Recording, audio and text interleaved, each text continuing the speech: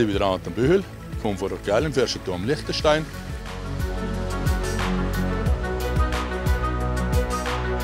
Ich habe einen Mehlwirtschaftsbetrieb mit etwas Gemüse und Ackerbau, etwas weniges Bio-Weide, Mast.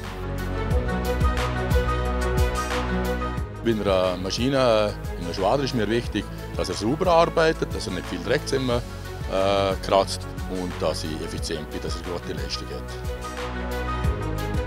Das Modell hat mich überzeugt, rein vom Preis und der Leistung und von dem, was die Maschine auch kann.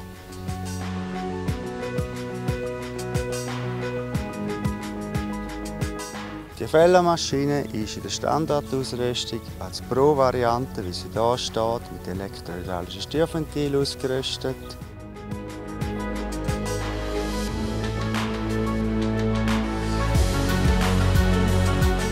Es hat eine Folgesteuerung drauf, es hat eine Zinkenhochklappung drauf, dass man die Matte beim Überfahren nicht mitreißt und serienmässig eine hydraulische Höhenbestimmung.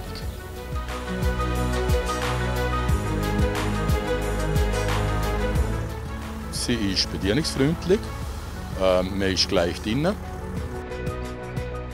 Sie hat, was es braucht, hat so Schmierstellen, dass so eine lange Lebensdauer gewährleistet ist.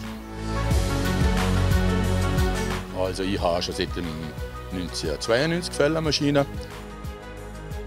Mein Händler, wo ich praktisch alles mache, hat Fellermaschinen, hat einen guten Service und die Maschinen überzeugen mich bis jetzt.